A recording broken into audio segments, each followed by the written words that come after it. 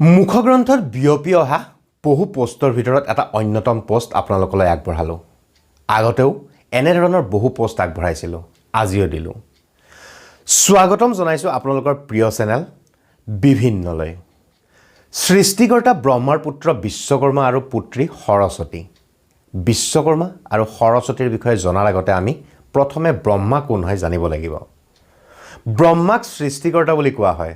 যদি ব্ৰহ্মা সৃষ্টিকৰ্তা হয় তেন্তে বিষ্ণুৰ নাভিত কিয় ব্ৰহ্মাৰ জন্ম হ'ল? আচলতে ব্ৰহ্মা মানে হ'ল জ্ঞান। সৃষ্টি জ্ঞানৰ দ্বাৰা হয় আৰু যদি জ্ঞান থাকে মানুহৰ তেন্তে নতুন নতুন সৃষ্টি কৰিব পাৰি। জ্ঞান থাকিলে দুটা বস্তুৰ উৎপত্তি হয়, এটা হ'ল বিদ্যা, আনটো হ'ল সৃজনশীলতা। ব্ৰহ্মাৰ দুই পুত্ৰ পুত্ৰীয়ে তাকেই বুজায়, সৰস্বতী আৰু বিশ্বকৰ্মা। এতিয়া ব্ৰহ্মা বিষ্ণুৰ নাভিত কিয় থাকে জানো আহক। নাভি হ'ল মানুহৰ শৰীৰৰ সমস্ত শিৰাৰ সংযোগস্থল। হাতেৰে কাম কৰা বা ভৰিৰে চলা ফুৰা কৰা বা মগজুৰে চিন্তা চৰ্চা কৰা বা সেই চিন্তাক কাৰ্যত ৰূপ দিয়া, এই সকলোবোৰ নাভিৰ লগত সংলগ্ন। কিছুমান সূক্ষ্ম নাভিৰ ৰোগ চকুৰে চালে গম নাপায়, সেইবোৰ আদিম ঋষিমুনিসকলে গম পাইছিল।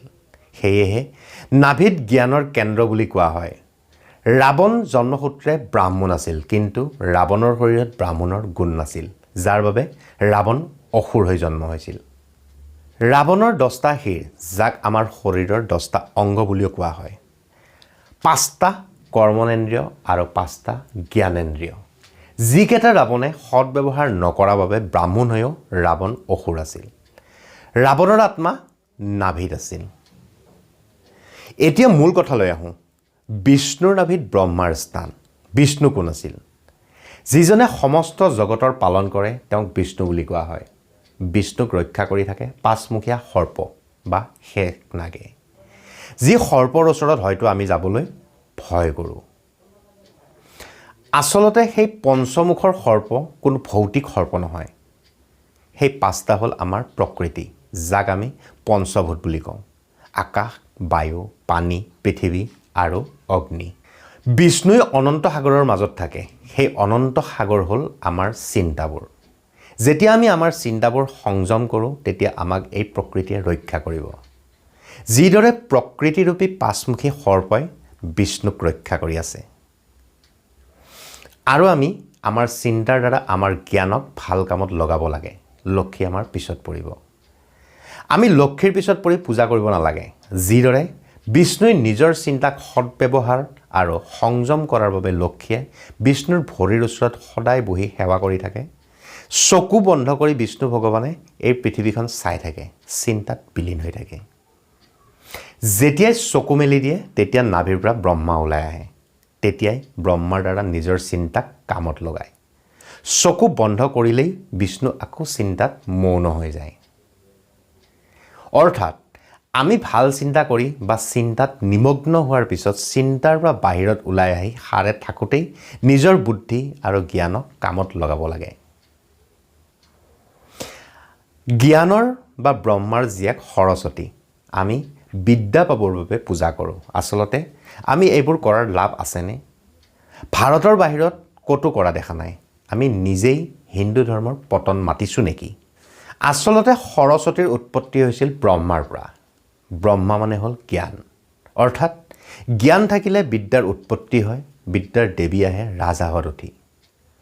সৰস্বতী দেৱীৰ বাহন হ'ল ৰাজহাঁহ আৰু বীণা বজায় তেওঁ। ইয়াৰ অৰ্থ হ'ল যদি আপোনাক বিদ্যা লাগে তেন্তে আপুনি সদায় ৰাজহাঁহৰ দৰে হ'ব লাগিব। ৰাজহাঁহৰ ওচৰলৈ গৈ চাব, মূৰটো তল কৰি ওচৰলৈ আহিব। আমি ভাবোঁ যে সি খুটিব, আচলতে তেনে নকৰে। যদি বিদ্যা লাগে তেন্তে সদায় সৰু হৈ মূৰ তল কৰি গুৰুৰ ওচৰত যাব। দ্বিতীয়তে সৰস্বতীয়ে বীণা বজায়। বীণা মানে হ'ল মৃদু, অৰ্থাৎ বিদ্যা লাগিলে মৃদুভাষী হ'বই লাগিব। ঠিক সেইদৰে ব্ৰহ্মাৰ পুত্ৰ হ'ল বিশ্বকৰ্মা।